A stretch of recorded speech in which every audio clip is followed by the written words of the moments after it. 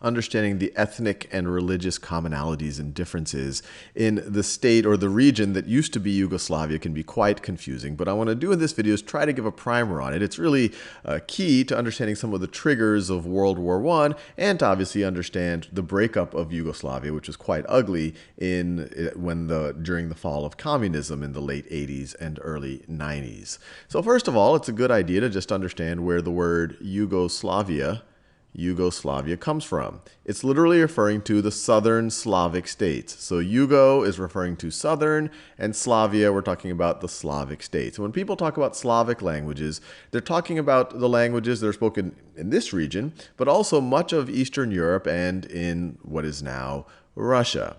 Now, what we have here in blue is we have shaded in where Serbo-Croatian is spoken. Serbo-Croatian, which is the dominant Slavic language in this region. Serbo-Croatian. And there are multiple dialects. Some people will say, oh, it's Croatian or Montenegrin or Serbian or whatever it might be. But most linguists say, well, they're pretty close to each other, and you can kind of categorize them as one language, as Serbo-Croatian. And you see that it's now spoken in modern-day Croatia, Bosnia and Herzegovina, Serbia, and Montenegro. And that is kind of the commonality here, the thing that ties together this region. Now, on top of that, the Slovenian language is also a Slavic language that is closely related to Serbo-Croatian. In Macedonia, they also speak a Slavic language. It's closer to Bulgarian, but it has some close ties. It's not completely different than Serbo-Croatian. So you have this linguistic connection throughout this area. Now, what divides this area is really religion and history. So this area, if you go back hundreds of years, it was under the control of various empires. The Austro-Hungarian Empire, the Ottoman Empire, different. The Austro-Hungarian Empire, you're dealing with the Roman Catholic Empire. When you're talking about the Ottomans, you're dealing with a Muslim empire. And they held different parts of this territory for hundreds of years. And so what you end up is really a mix of religions, and that often gets tied to people's what they perceive as also their ethnicities. And so what I have here is kind of a breakdown, the religious breakdown of the state, the former state of Yugoslavia. So in this pinkish color right over here, I have the areas that are predominantly Roman Catholic. And I say predominantly because it really is all mixed together. So Slovenia, Croatia, primarily Roman Catholic. If you look at Serbia and Montenegro, primarily Eastern Orthodox. Kosovo, you have a strong Muslim majority right over there. And it really gets, and Kosovo, before its breakup, was kind of part of Serbia and Montenegro, despite it having this very different religious makeup. And then Bosnia and Herzegovina is where things get really, really mixed up. Roughly half of the population, and it's been moving over the centuries, but the dominant religion there is Islam. And in general, and this is where it can be confusing, when people talk about a Bosniak, when they're talking about a Bosniak, they're talking about a Bosnian Muslim. Bosnian Muslim.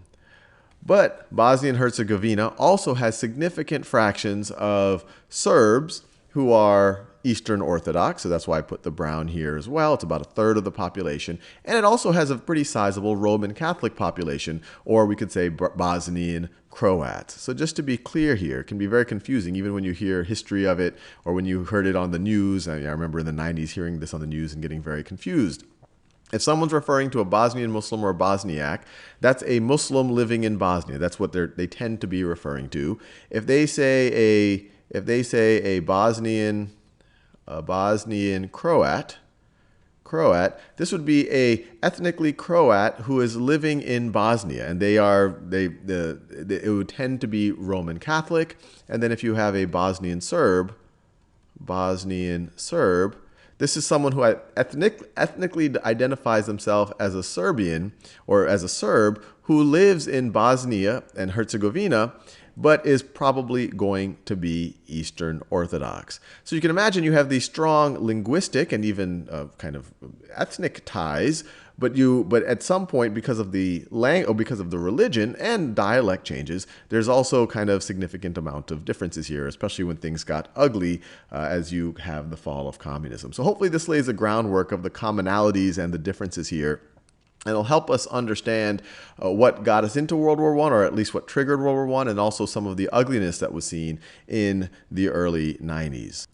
And just to finish up with a little bit of context, this was not a unified state until, World War I, to some degree, was precipitated by a desire to make this a unified state. This ethnic grouping, this linguistic grouping, tended to be broken up with the Austro-Hungarian Empire, the Ottoman Empire.